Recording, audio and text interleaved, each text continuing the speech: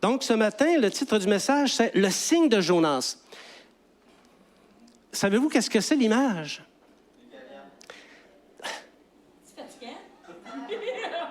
Dan, quand je pose une question, c'est à l'intention de l'Assemblée. Tiens-toi, Bouraki, c'était exclu de ça, là, OK?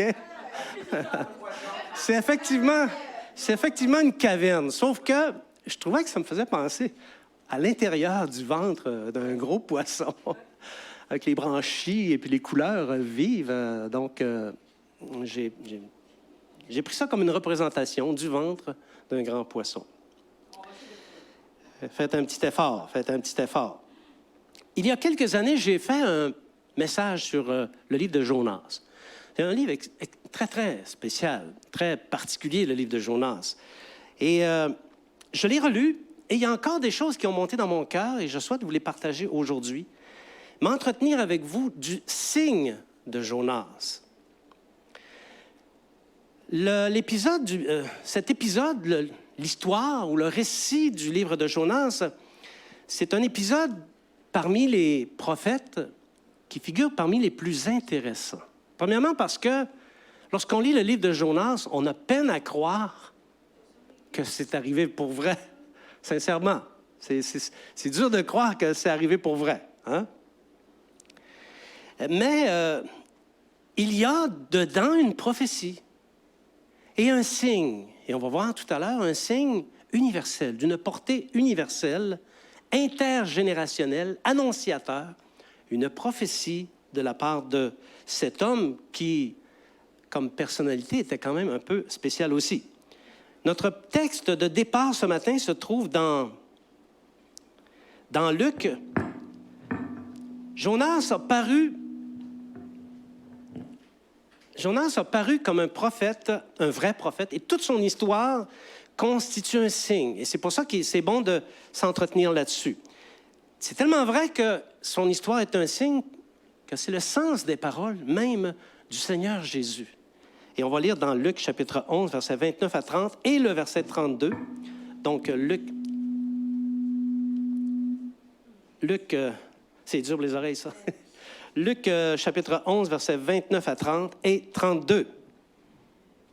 Comme le peuple s'amassait en foule, il se mit à dire, « Cette génération est une génération méchante, elle demande un miracle. Il ne lui sera donné d'autre miracle que celui de Jonas. Car de même que Jonas fut un signe pour les Ninivites, de même le Fils de l'homme en sera un pour cette génération. Les hommes de Ninive se lèveront au jour du jugement avec cette génération et la condamneront parce qu'ils se repentirent à la prédication de Jonas. Et voici, il y a ici plus que Jonas. » Le Seigneur Jésus qui cite Jonas, qui parle de Jonas. Et heureusement qu'on a cette citation du Seigneur Jésus, parce que je ne suis pas sûr qu'il aurait passé le test de l'accréditation au canon biblique lorsque les évêques se sont réunis pour le déterminer. Mais même si, écoutez, il faut qu'on soit honnête, c'est vrai que Jésus en parle, merci Seigneur, mais l'histoire de Jonas, est-ce que c'est crédible? C'est pas parce qu'on est croyant qu'on est... Non, on est capable de réfléchir aussi, là. Qu'est-ce que nous enseigne la personne de Jonas? Et ce fameux signe, quel est-il? Est-ce qu'on le voit? Quel est ce signe? C'est ça dont on va s'entretenir ce matin. C'est ce qu'il y a sur la table, c'est ce que nous allons consommer ensemble. Amen. Donc, abattons tout de suite cette question, traitons tout de suite cette question, devrais-je dire, l'histoire de Jonas est-elle crédible? C'est-tu vrai, cette patente-là? Est-ce que c'est possible qu'un grand poisson rejette sa proie, qui n'est nul autre qu'un être humain, sa proie vivante sur la plage, après l'avoir eu dans l'intestin, dans l'estomac pendant 3 jours? Est-il possible de composer un poème, un merveilleux poème, dans le ventre d'un grand poisson? Avez-vous déjà essayé ça? Une grande ville de 120 000 hommes, plus les femmes et les enfants, donc on peut facilement multiplier par 5 et on arrive à près d'1 million de personnes, qu'on parcourt en 3 jours, qui ne peut être parcouru que par 3 jours de marche. Est-ce qu'elle peut se détourner de ses péchés en une seule journée? C'est des vraies questions, ça. Les arbres poussent-ils en une nuit? En une nuit, un ver peut-il piquer un arbre et le faire mourir de façon à ce que le lendemain n'est même plus en mesure de projeter une ombre? Ces hauts faits sont réellement arrivés et ils ont été accomplis par la main du puissant, mais ils sont tellement impossibles. Hein, je regardais vos réactions, là. Vous pensez que c'est impossible. Mais c'est tellement impossible que l'histoire de Jonas est raillée. C'est l'une des histoires les plus raillées de la Bible. Les gens se moquent de cette histoire-là. Ils la portent en chanson, non pas pour glorifier le Seigneur, mais pour railler. Hein? Vous connaissez la fameuse chanson... Non, on ne va pas la chanter quand même. Là. De Jonas dans la baleine, c'est ça. Quelle surprise j'ai eue lorsque j'ai découvert qu'il ne s'agissait pas d'une baleine, mais bien d'un grand poisson. Alors, c'est ça, les incrédules vont railler ça. Mais si ces miracles ont été accomplis d'une manière fantastique, à peine possible à croire, c'est parce que Dieu voulait poser les fondements d'un signe des temps, que seuls ceux qui ont des oreilles pour entendre, des yeux pour voir, peuvent comprendre. Et pour marquer son signe, il devait faire quelque chose d'extraordinaire. Dieu marque toujours par des signes extraordinaires, comme faire parler un âne, une ânesse. Avez-vous déjà entendu parler d'une ânesse? Mais un jour, Dieu a voulu marquer et il a fait parler une ânesse. Jonas a-t-il réellement existé? J'ai une bonne nouvelle pour vous. Jonas n'est pas un personnage mythique. C'est un personnage, un vrai prophète, de la trempe des prophètes puissants qui ont paru en Israël, qui a existé. Toutefois, on sait une chose, c'est que toutes les prophéties qu'il a apportées à l'endroit d'Israël et les autres prophéties ne se retrouvent pas dans son livre, dans le livre de Jonas. Il n'y a que le récit de la prophétie à l'endroit de Ninive qui se retrouve dans le livre de Jonas. Le début du livre, qui porte son nom, l'identifie comme étant, et voyez les perfections de Dieu, l'identifie comme étant Jonas, fils d'Amithaï, à qui la parole de l'Éternel est parvenue. Et gloire à Dieu, merci Seigneur, parce qu'il y a précisément un Jonas, fils d'Amithaï, qui est nommé dans le livre des rois, plus précisément dans 2 Rois, chapitre 14, 25, et c'est le même Jonas. On retrouve ça dans 2 Rois, chapitre 14, versets 23, 25, perfection de Dieu, à l'intention de ceux qui l'aiment. Alléluia. 2 Rois 14, 23, 25. La 15e année d'Amathia, fils de Joas, roi de Juda, Jéroboam, fils de Joas, roi d'Israël, régna à Samarie. Il régna 41 ans. Il fit ce qui est mal aux yeux de l'Éternel, et il ne se détourna d'aucun des péchés de Jéroboam, fils de Nébat, qui avait fait pécher Israël.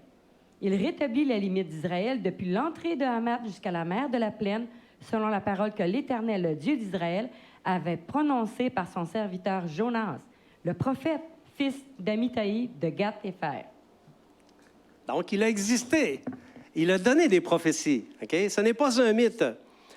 Ici, le texte semblait un peu difficile, mais ce qu'il faut savoir, c'est que le royaume d'Israël était séparé en deux, hein, le royaume du Nord et le royaume du Sud. Le royaume du Sud étant Juda, bravo, et le royaume du Nord étant Israël. Et puis, dans ce contexte, les 2 rois qui régnaient, c'était 2 Joas. Et chacun a eu un fils. L'un, c'était Amathia, et l'autre, c'était Jéroboam II. Et nous, le récit de Jonas se situe dans cette période-là. Donc, on peut savoir dans le temps quand est-ce que c'est arrivé. Bien, je trouve ça intéressant. Et ça nous situe dans les années 787 à 747 avant Jésus-Christ, sous le règne de Jéroboam II, roi de Samarie. Alors ici, au strict plan de la preuve biblique, on appelle ça la preuve interne, c'est une preuve qui est très forte. C'est l'une des plus fortes qui existent. On ne peut pas douter de l'existence de ce personnage. Mais cette référence dans le livre des rois, bien qu'étant une preuve forte, le fait que Jésus ait rapporté son récit et l'ait accrédité, ça, c'est encore plus fort. Dieu accrédite le récit. Alors, Et non seulement Jésus accrédite le récit, mais il le présente comme étant un signe prophétique pour sa génération à lui, pour la génération de Jésus. Alors, Jonas était un signe pour la génération du Seigneur, mais aussi, vous allez le voir, vous allez le comprendre, un signe pour toutes les générations. Également, on peut dire que le signe de Jonas introduit le signe de Jésus. Et on va regarder ça, OK? Alors, maintenant, on peut répondre à la question, est-ce que Jonas est un personnage réel? La réponse est oui. Et son existence et les prophéties qu'il a données sont attestées par les plus grandes autorités bibliques. Donc, c'est voilà une question de répondue. Jonas a été jeté dans l'abîme de la mer. Dans l'Ancien Testament, lorsqu'on voit abîme, c'est souvent associé à la mer. Okay? Il a été avalé par un grand poisson. Il a été vomi 3 jours et il a passé 3 jours et 3 nuits et il a été vomi sur la terre. Et il a proclamé un jugement à Ninive, une déclaration de jugement à Ninive. Et Ninive s'est repentie. C'est un récit riche. Et ça nous démontre que Dieu, qui avait proclamé un malheur, s'est détourné aussi du malheur qu'il avait annoncé. Et le miracle du ricin, tout ça est authentique.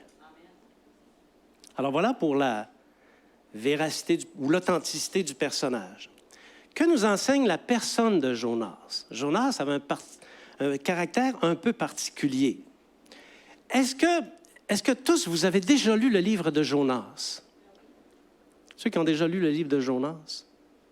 OK, donc c'est la majorité. Super. Donc, je suis en terre connue. Jonas était un prophète désigné par Dieu pour porter sa parole à Israël. Ce n'était pas un prophète établi pour porter la parole sur les nations. Et c'était une gloire pour un prophète en Israël de porter la parole aux Israélites. Et pourtant, le livre de Jonas n'est pas vraiment question d'Israël. Il est question d'un autre pays, l'Assyrie. L'Assyrie, c'est l'une des premières grandes puissances à avoir paru, avant même les 4 grands royaumes universels qui sont importants dans l'histoire. Donc, c'est l'une des premières grandes puissances, on peut dire mondiale, pas vraiment, mais en vue d'une puissance mondiale. Okay? Comme le démontre la référence de 2 Rois 14, 23, Jonas recevait les paroles de la part de l'Éternel et il devait les livrer à tout le pays. À cette époque, il recevait la parole et il parcourait les villes d'Israël pour donner la parole reçue de la part de l'Éternel afin que la parole produise son effet sur le peuple. Donc, tout le peuple entendait les prophéties qui étaient données de la part de l'Éternel. Comme tous les prophètes de l'Éternel, Jonas faisait preuve d'une grande humilité. C'était quelqu'un de très humble. Et c'était quelqu'un de courageux aussi. En fait, il possédait les qualités, les fameuses 9 qualités qu'on retrouve dans les béatitudes qui ont été enseignées par Jésus. Il était animé de cet esprit-là et de cette humilité qui est vraiment nécessaire. Quand tu portes la parole de l'Éternel, tu as intérêt à être humble. Parce que la parole de l'Éternel, c'est aussi un feu dévorant. Les véritables prophètes de l'Éternel dans l'Ancien Testament étaient des hommes qui renonçaient à tout. C'est spectaculaire de voir le renoncement auquel ils faisaient preuve. Souvent, ils se tenaient en communauté, la communauté des prophètes. Et le récit de l'histoire de Jonas, c'est tout près de l'histoire d'Élisée, qui fut l'un des plus grands prophètes en Israël. Élisée, qui est l'héritier spirituel du prophète Élie. C'est ça.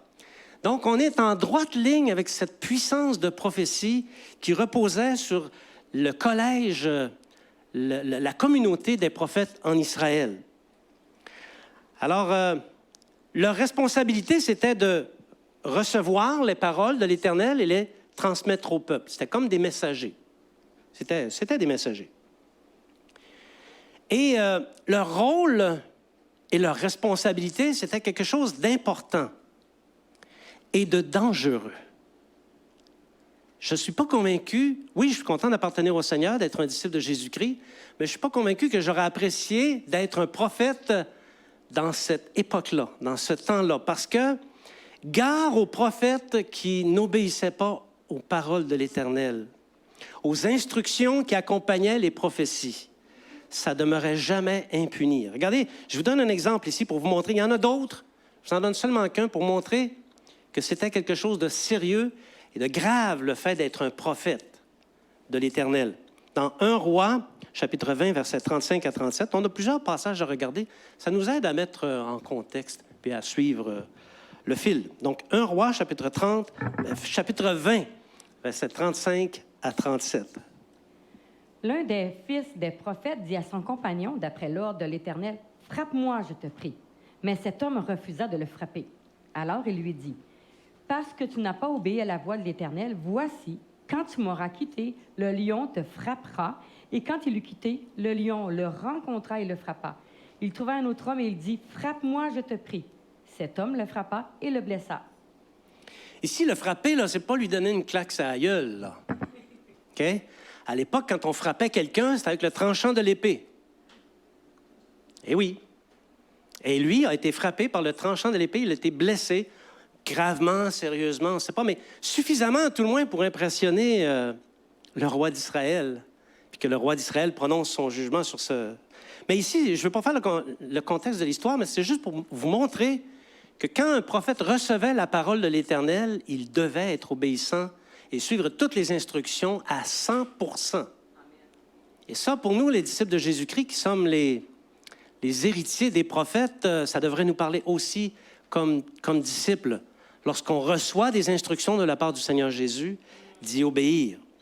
Alors, Jonas était un de ces prophètes qui faisait partie de la communauté des prophètes, et les missions qu'il recevait de la part du Seigneur, par les paroles qui lui étaient communiquées, ça lui convenait parfaitement.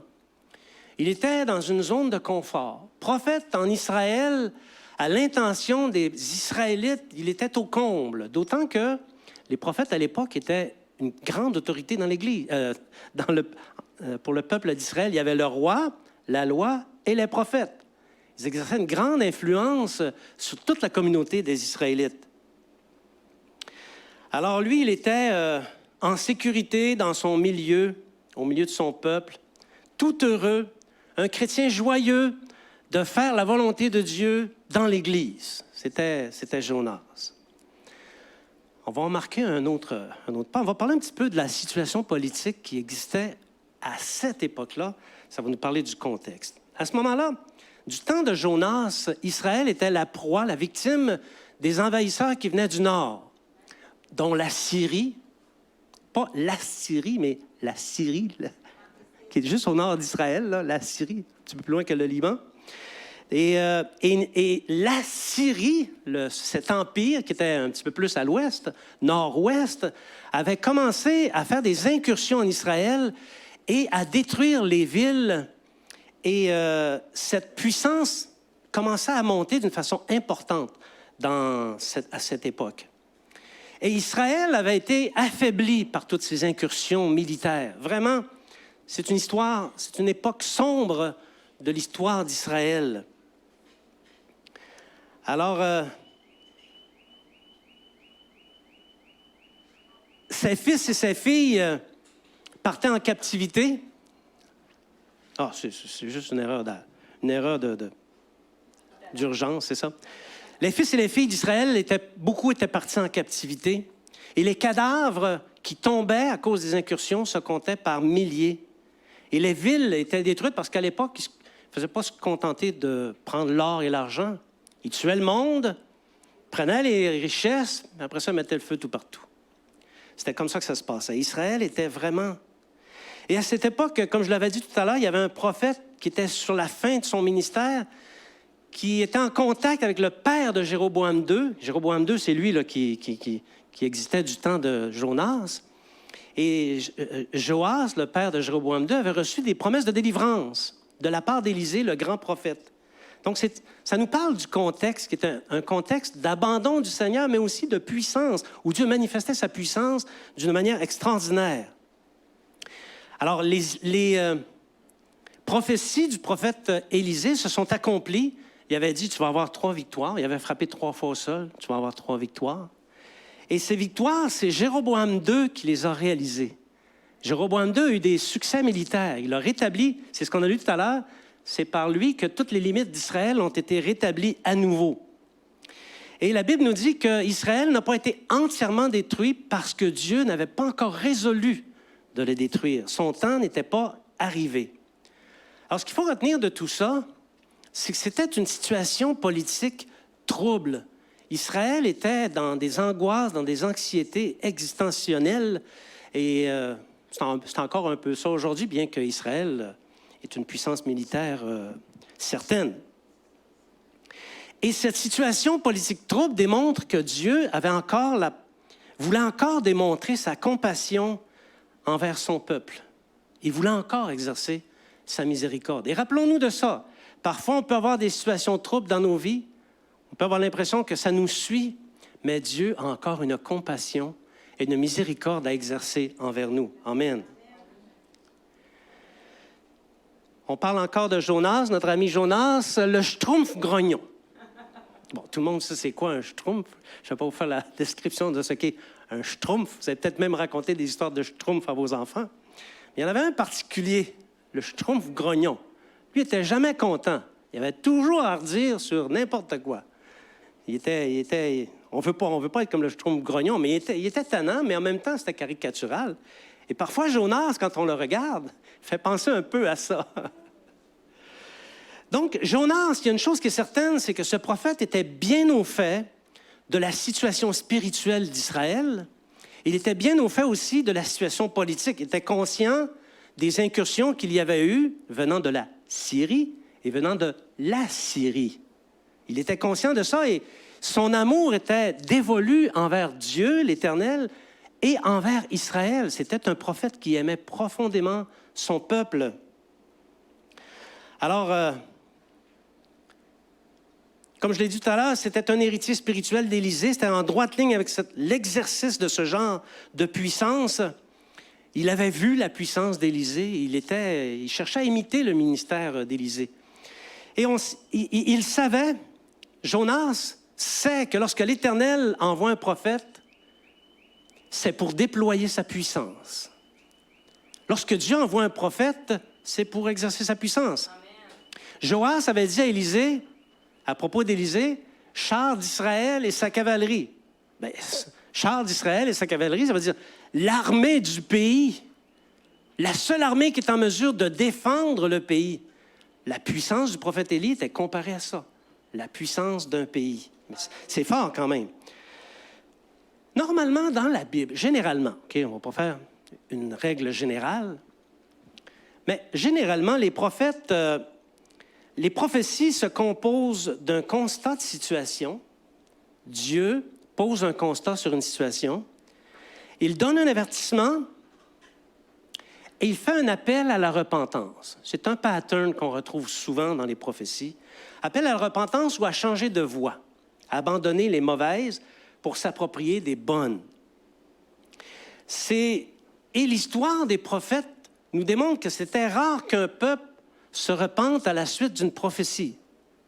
En fait, c'est souvent le contraire. Surtout en Israël, c'était le contraire qui se produisait. Les gens continuaient à se rebeller et à marcher dans les mauvaises voies, même si le prophète annonçait des jugements, des calamités et des appels à la repentance.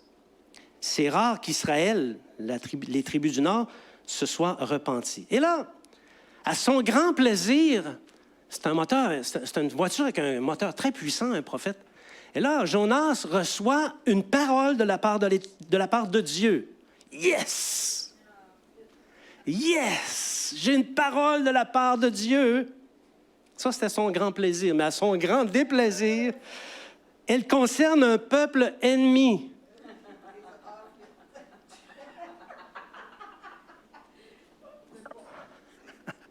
Dieu lui demande d'aller crier contre Ninive parce que sa méchanceté est montée. Et vous le savez, c'est un principe biblique. lorsque la méchanceté d'un peuple, d'une nation, monte jusqu'à Dieu et qu'elle atteint son comble, Dieu prononce un jugement. Vous saviez ça? Je vous apprends rien, c'est quelque chose que vous savez. C'est ce qui est arrivé avec Ninive. Sa méchanceté est montée jusqu'à Dieu et Dieu a prononcé un jugement et pour ça, il a envoyé Jonas. On retrouve cette adresse de la part de Dieu dans le chapitre 1 du livre de Jonas, versets 1 à 3. Jonas, chapitre 1, versets 1 à 3. La parole de l'Éternel fut adressée à Jonas, fils d'Amithaï, en ces mots. « Lève-toi, va à Ninive, la grande ville, et crie contre elle, car sa méchanceté est montée jusqu'à moi. » Et Jonas se leva pour s'enfuir à Tarsis, loin de la face de l'Éternel. Il descendit à Jaffo, et il trouva un navire qui allait à Tarsis. Il paya le prix du transport, s'embarqua pour aller avec les passagers à Tarsis, loin de la face de l'Éternel. Mais l'Éternel fit souffler sur la mer un vent impétueux, et il s'éleva sur la mer une grande tempête. Le navire menaçait de faire naufrage. Les mariniers eurent peur, ils implorèrent chacun leur Dieu, et ils jetèrent dans la mer les objets qui étaient sur le navire afin de le rendre plus léger. Jonas descendit au fond du navire, se coucha et s'endormit profondément. Et voilà. Normalement, il aurait dû être heureux, mais là, il aurait dû être heureux parce que Dieu disait, la puissance du Nord, je vais la détruire. Il y avait tout ce qu'il faut pour être heureux comme prophète. OK? Ninive menacée de destruction. Non, monsieur décide de bouder. Et au lieu d'obéir à Dieu, d'aller à Ninive, ce qui en soi est très dangereux pour un prophète, il aurait pu être foudroyé de la part de l'Éternel, OK? Au lieu de faire ça, il décide de partir loin, c'est-à-dire loin de partir pour Ninive, il prend un bateau pour Tarsis. Maintenant, là, on voit, tu sais, c'est intéressant, mais regardez, ici, c'est une carte de la Méditerranée. Notre ami Jonas a probablement fait son ministère ici. Après avoir reçu sa prophétie, il s'est déplacé à Jaffa. Si vous regardez, c'est dans les territoires, aujourd'hui, c'est les territoires palestiniens. Et puis, mon ami décide de s'en aller. Il était un petit navire de s'en aller. Il franchit la Grèce, l'Italie, la Turquie, la Grèce, l'Italie, la France, l'Espagne, Tarsis, soit au Portugal, soit en Espagne. Si on prend l'échelle qu'il y a ici, OK, ça nous donne 1000 kilomètres. Prenez cette échelle-là, appliquez-la d'ici à là. Ça nous donne presque 4000 kilomètres. Alors, quand quelqu'un veut s'en aller loin de l'Éternel, est-ce qu'il peut faire mieux que ça? Lui, il s'est dit, moi, je m'en vais loin de l'Éternel. Et vous voyez, sa destination devait être celle-ci. Il devait partir de là pour aller là, mais monsieur a décidé d'aller là. Le Schtroumpf-Grognon a décidé ça. Alors, souvent, ça image, ces choses-là, ça image le récit, puis ça nous permet de voir l'ampleur de la décision qu'il a prise. Alors, notre grognon, au lieu de planifier un voyage à Ninive, planifie un voyage à Tarsis. Il veut s'en aller loin, loin, loin, loin de la face de l'Éternel. Il veut s'en aller loin. Et là, dans la tempête, essayez de comprendre ça. Jonas descend dans la cale, il se couche et il dort. La Bible nous dit qu'il s'est endormi profondément. Je ne sais pas, mais le bateau menaçait de perdition. Les poutres devaient craquer. Je ne sais pas si vous avez déjà été dans la mer, la hauteur des vagues. Vous savez ce qu'un bateau fait, hein? Péniblement, il monte. Il y en a qui pourraient nous le dire, hein? Péniblement, il monte. Puis une fois qu'il est rendu en haut, OK, il descend. Puis quand il est sur la crête, c'est là que ça craque. Ça craque parce que il y a des pressions et des forces énormes qui sont exercées sur les structures. Lui, il dormait dans le fond de la cale. C'est pas un petit craquement de bateau qui va me réveiller, OK? Mais ça vous fait pas penser à une histoire, ça? L'histoire de Jésus qui, après avoir exercé du ministère, avait été dans la barque. Le vent s'est levé, les vagues se jetaient dans le bateau et le bateau menaçait de périr. Et Jésus, que faisait-il? Il dormait profondément sur le coussin, s'il vous plaît. Signe de Jonas, signe de Jésus. Jonas préfigurait le ministère de Jésus, incluant dans ses miracles. Alors, les marins le réveillent et lui demandent d'invoquer son Dieu, parce que chacun, à l'époque, en Phénicie, chacun avait son Dieu. Et ils tirent au sort pour savoir qui leur attire ce malheur. Et le sort tombe sur Jonas. Quel malheur! Et là, il demande à Jonas d'expliquer ce qui s'est passé. Pourquoi ce grand malheur nous arrive? Mais si on était menacé d'une perdition dans une tempête sur l'océan, est-ce qu'on raisonnerait comme ça? Je ne suis pas convaincu qu'on raisonnerait comme ça. Je pense qu'on irait voir le timonier, on irait voir le capitaine, on lui demanderait de faire des choses, mais je ne suis pas convaincu qu'on chercherait qui est le responsable de la tempête. Mais eux, c'est ce qu'ils ont fait. Ils ont associé le malheur à quelqu'un qui a fait quelque chose qui était inacceptable. Et tout ça aussi, c'était voulu par Dieu. Alors, Jonas leur raconte, et il dit, mais là, ils leur disent, qu'est-ce qu'on va faire? Ben, il dit, c'est simple, jetez-moi dans la mer. Si toi, tu étais sur ce bateau-là, dans une mer gonflée à bloc, est-ce que tu aurais le courage de dire, toi qui fuis l'Éternel loin, loin, loin, loin, est-ce que tu aurais le courage de dire, jetez-moi à la mer? Autant dire, tuez-moi. Question de minutes avant qu'il soit complètement engouffré. Combien de temps peut-on vivre? Quelques minutes seulement. Sauf que les marins l'ont jeté à la mer et il s'est produit quelque chose. La mer s'est calmée. Et là, les marins ont été vraiment impressionnés parce qu'ils ont reconnu que ce que Jonas disait était vrai et ils ont reconnu qu'il était vraiment le prophète de l'Éternel, le seul vrai Dieu. Et au lieu d'offrir des sacrifices à leur divinité, ils ont offert des sacrifices à l'Éternel et ils ont fait des vœux. Il y a une leçon là-dedans. Quand tu es dans une grande tempête, que tu pries le Seigneur pour qu'il te délivre et qu'il te délivre, fais un sacrifice au Seigneur. Fais un sacrifice et fais des vœux. Fais des vœux, c'est quelque chose que le Seigneur va apprécier. Des vœux que tu es capable d'accomplir. Hein?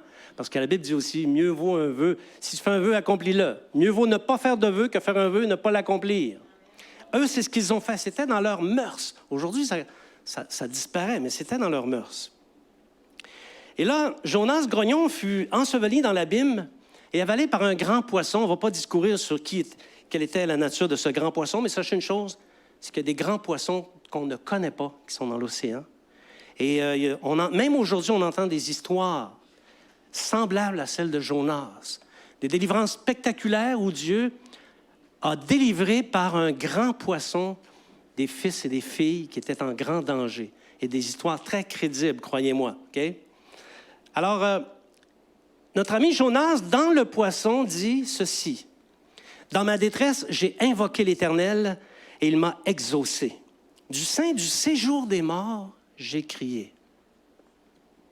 Et tu as entendu ma voix. Du sein du séjour des morts. Du sein du séjour des morts. Bon. Jusque-là, vous convenez avec moi que pour un prophète, Dieu s'est montré extrêmement bon et miséricordieux envers Jonas. Parce que normalement, ça fait longtemps qu'il aurait été rayé de la carte. Plusieurs prophètes ou d'autres serviteurs ou d'autres Israélites ont péri pour beaucoup moins que ça. Si vous connaissez un peu la Bible, il y en a qui ont fait des affaires, tu dis, mais oui, comment ça se fait que ça y arrive? Comment ça se fait qu'il meurt, lui? Alors, il a bénéficié de la miséricorde de Dieu, et ça, c'est bon pour nous aussi. Et ensuite, le poisson a vomi sur la terre Jonas, et là, Dieu s'adresse à nouveau à Jonas, pensant qu'il a compris la leçon. Il s'adresse, il dit, « Va à Ninive, proclame la publication que je t'ordonne. » Et là, Jonas s'exécute. On ne sait pas exactement où il était dans la carte, mais il a fallu qu'il fasse le chemin du retour. Hein? Et quand vous y pensez, ce voyage planifié, ça devait être quelque chose de compliqué et de dispendieux. Même à cette époque, prendre un navire pour traverser la Méditerranée, là, ça ne devait pas coûter 59 cents. À mon avis, ça lui a coûté des centaines, des cycles d'argent. Et probablement qu'il a investi toutes ses ressources pour faire. Et là, il fallait qu'il revienne. On ne sait pas exactement où il a été jeté sur la terre, mais il fallait qu'il revienne.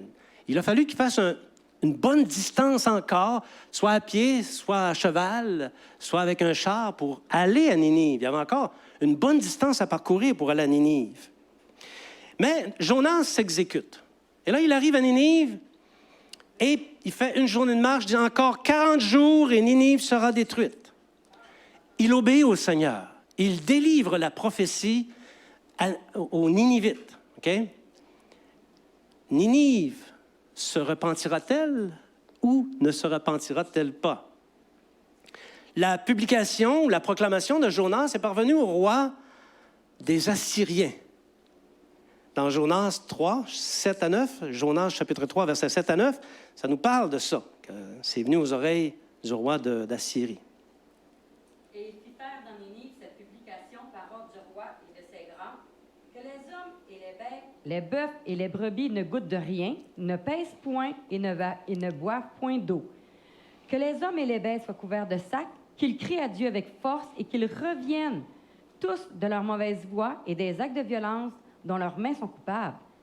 Qui sait si Dieu ne reviendra pas et ne se repentira pas, et s'il ne renonce pas à son ardente colère, en sorte que nous ne périssions point.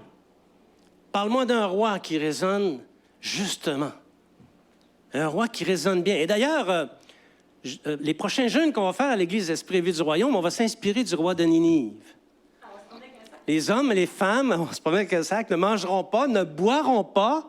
Leurs troupeaux vont être vêtus d'un sac, ne mangeront pas, ne boiront pas. Leurs chats, leurs chiens vont être revêtus d'un sac, ne mangeront pas, ne boiront pas. À l'époque, quand ils faisaient un jeûne, c'était du sérieux. Mais il faut dire qu'il n'y a pas de télévision, donc ça aide un peu, hein? Mais c'est la proclamation qu'a fait le roi. Et toute la ville s'est repentie. C'est incroyable. Seigneur, fais une proclamation au Saguenay et que la ville de Saguenay se repente. Alléluia! Toute la ville se repentit. On voit ça dans Jonas 4, 1 à 3.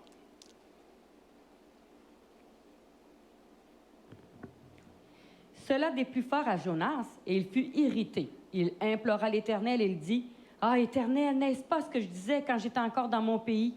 C'est ce que je voulais prévenir en fuyant Tarsis, car je savais que tu es un Dieu compatissant, miséricordieux, lent à la colère et riche en bonté, et qui te repent du mal. Maintenant, Éternel, prends-moi donc la vie, car la mort m'est préférable à la vie. » Voilà pourquoi Jonas a fui loin, loin, loin. Il connaissait l'Éternel. Il savait que si le peuple répondait à l'appel à la repentance, que l'Éternel renoncerait à son jugement, à détruire la ville. Et la ville était ennemie d'Israël. C'était pas le fun pour le prophète, cette prophétie-là. À quelque part, on peut comprendre sa colère. C'est une colère bien humaine, n'est-ce pas? Mais on peut le comprendre. Il connaissait son Dieu, qui est un Dieu compatissant, miséricordieux, lent à la colère et riche en bonté. Et ce que lui voulait, c'est que les ennemis d'Israël soient détruits et non pas épargnés.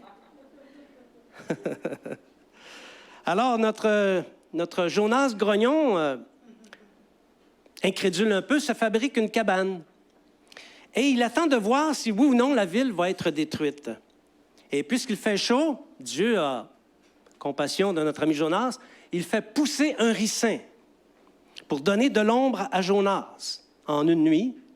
Et la nuit suivante, notre ricin est piqué d'un ver et il sèche complètement, il meurt. Et au matin, et tout ça, c'est voulu par Dieu. Dieu veut donner une leçon. Au matin, il tombe presque en défaillance à cause d'un vent d'Orient qui soufflait.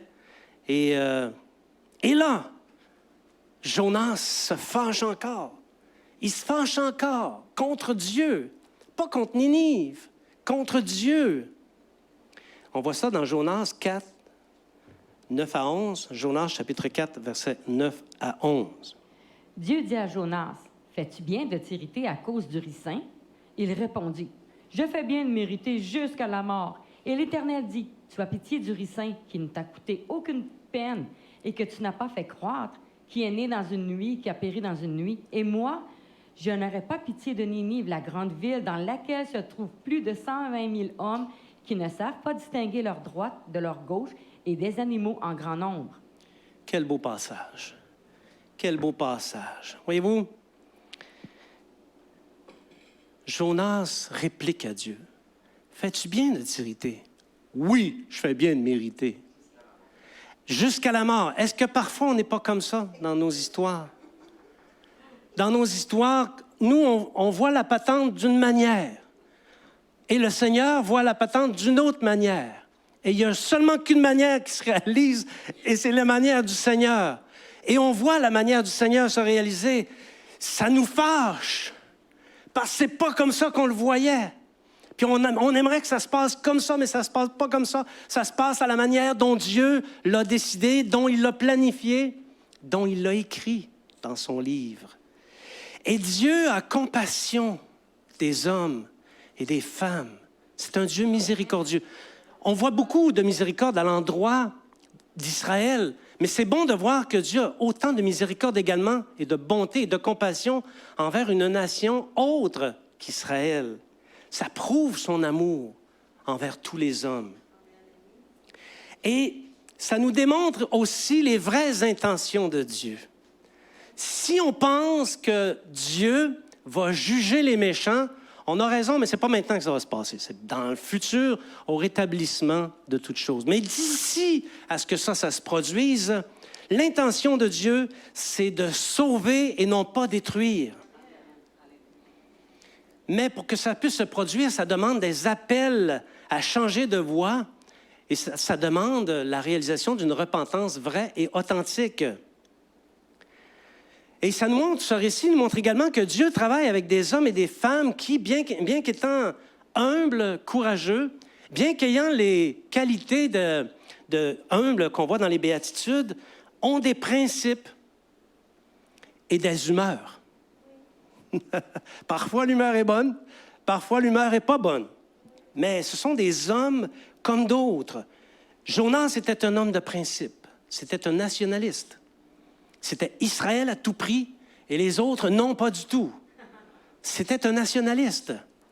Et c'est pour ça que ça a généré chez lui autant d'émotions mauvaises comme celles qu'il a. Il n'a quand même pas dépassé les limites, mais il s'est affermi. Il a dit ce qu'il avait à dire, OK? À Dieu. C'est comme ça que Dieu travaille. Combien de serviteurs de Dieu sont comme Jonas? Le Seigneur leur parle de faire quelque chose et ils fuient. Ils s'en vont loin, loin, loin de la face de l'Éternel. Ils lui font la gueule même. Je connais des chrétiens qui font la gueule au Seigneur parce que ça ne va pas comme ils le pensent. Leur sens de la nation, leur sens du caractère est percuté, puis ils font la gueule au Seigneur. J'en connais qui arrêtent de parler au Seigneur parce qu'ils sont fâchés contre lui. Heureusement, je n'en connais pas beaucoup, là, les compte les doigts de ma main. La plupart obéissent au Seigneur. Maintenant, j'ai une question pour toi. Est-ce que le Seigneur te parle de faire quelque chose présentement? Est-ce que Dieu te demande de faire une chose? Il a déposé quelque chose dans ton cœur et il t'envoie pour que tu ailles le réaliser, que tu ailles réaliser cette chose. Est-ce que Dieu te parle? Et si Dieu te parle, où es-tu? Es-tu dans l'obéissance ou tu t'en vas vers Tarsis? Tu t'en vas en fuite de l'Éternel. Si jamais tu es celui qui m'écoute aujourd'hui, si jamais tu es en fuite sur une chose que le Seigneur te demande, voici ce que j'ai à te dire. Tu vas être démasqué. Tu risqueras un péril et tu devras tout de même aller faire ce qu'il te demande. Pourquoi aller faire naufrage en Méditerranée quand tu peux t'en sortir à moindre dommage? Alléluia. Tu es toujours avec moi? Ça, c'est la partie, on va dire, la partie intéressante, historique, qui nous inspire. Mais quel est le signe de Jonas? Que signifie cette histoire? Le signe de Jonas, quand on l'examine comme il faut, c'est la prédication de l'amour de Dieu qui est tellement grand qu'il envoie un messager de salut pour sauver ceux qui croient. Jonas ne pensait pas que toute la ville se repentirait, mais c'est ce qui est arrivé. Peut-être que nous, on ne croit pas qu'une ville complète peut se repentir. Ça s'est déjà vu dans l'histoire et ça va se voir encore. Jonas préfigure le don de Christ, le don de Jésus.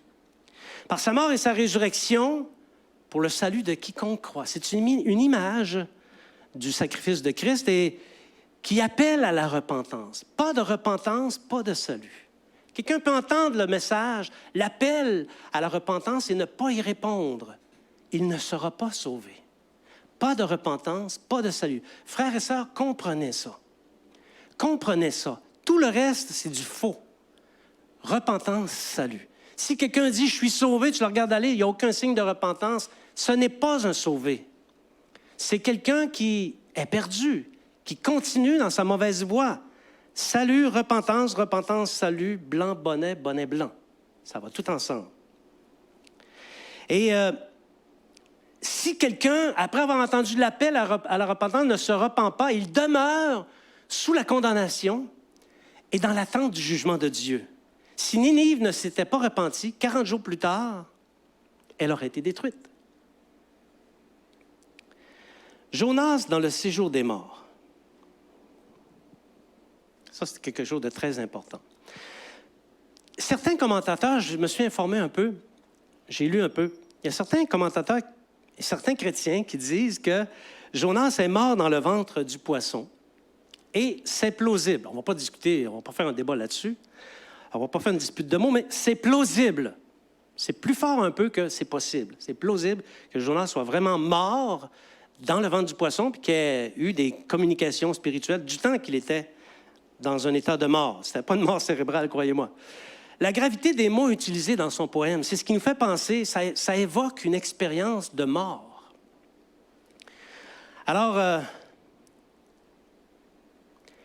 il était vivant, mais il a été dans les ténèbres du poisson pendant 3 jours et 3 nuits, et dans l'abîme. Et par la suite, il est remonté de l'abîme. Déjà, vous voyez certaines allusions avec une belle histoire que vous connaissez.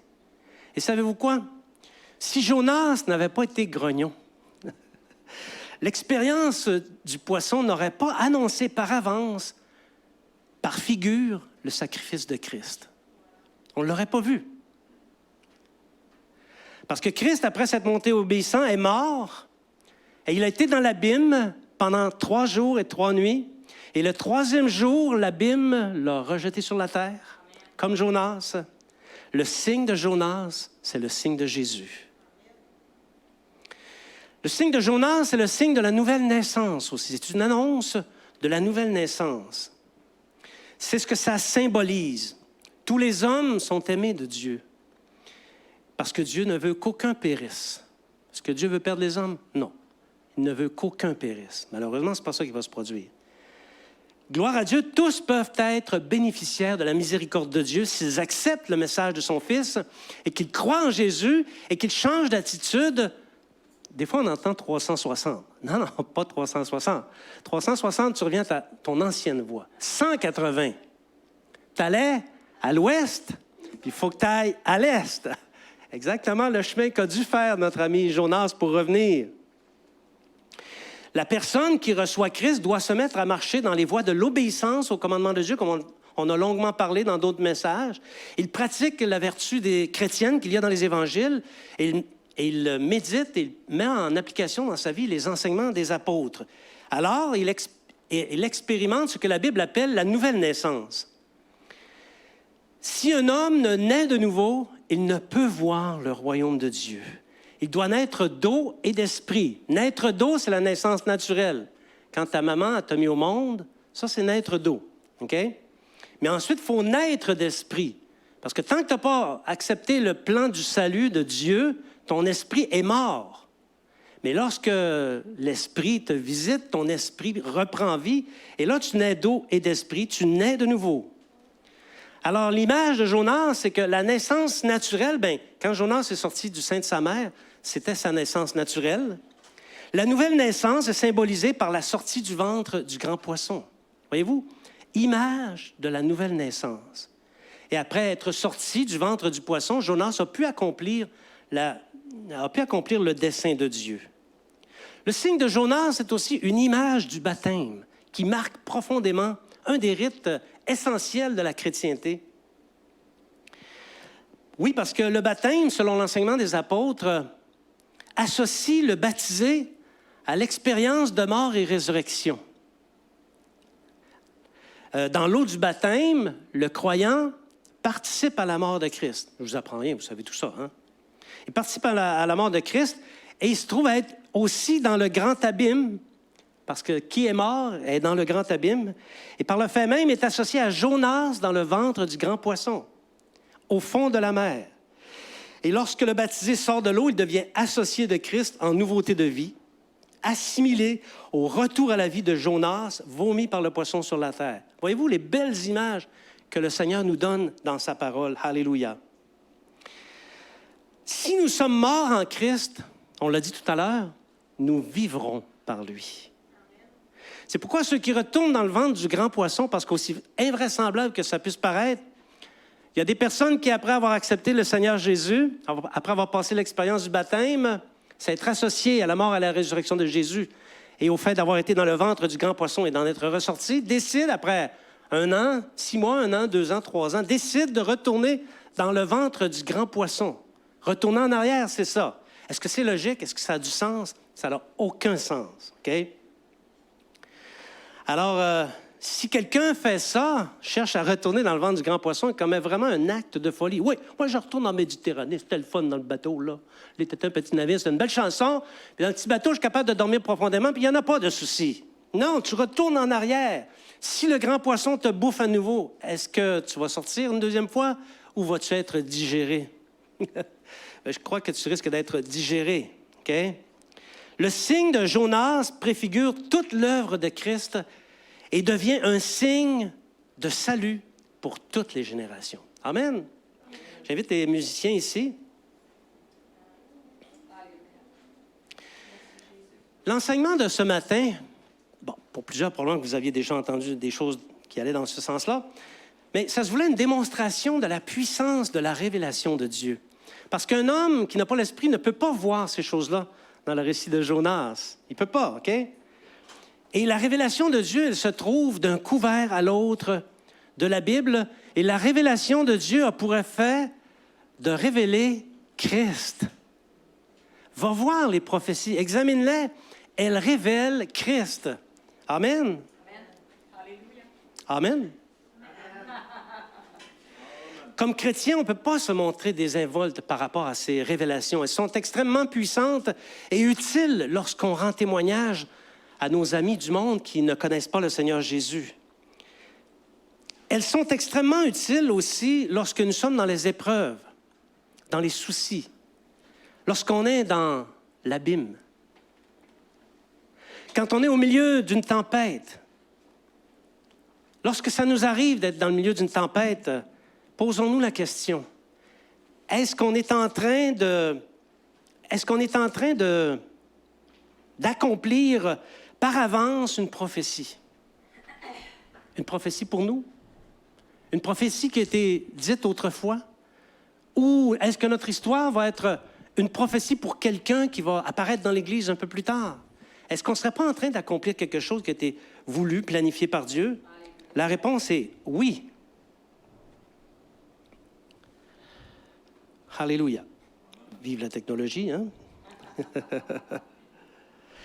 Ou encore, est-ce que... Il y a une chose qui est certaine, OK? Jésus, lorsqu'il a paru, il a accompli le signe de Jonas. Et nous sommes l'attention, au centre de l'attention d'un Dieu qui nous aime.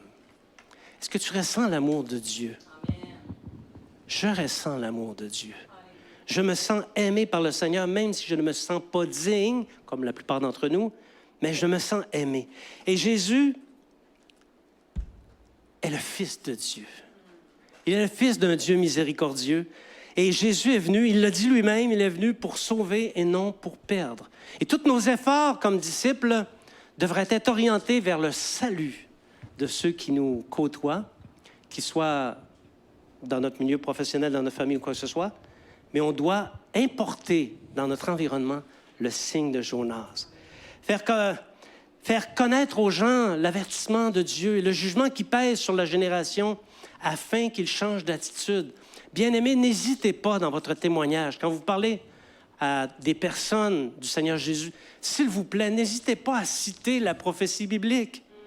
Elle glorifie Dieu et elle manifeste sa bonté, sa miséricorde et la richesse de son amour. Faisons connaître aux gens de notre milieu ce qu'il y a au bout. Et ce qu'il y a au bout, c'est une possible perdition. C'est tragique. Donnons, apportons à nos amis de ce monde la grâce de Dieu. Connaissons le dessein du Seigneur et apportons-le à nos amis qui sont dans notre environnement. Présentons le Seigneur Jésus, le signe de Jonas. Amen. Je vous invite à vous lever.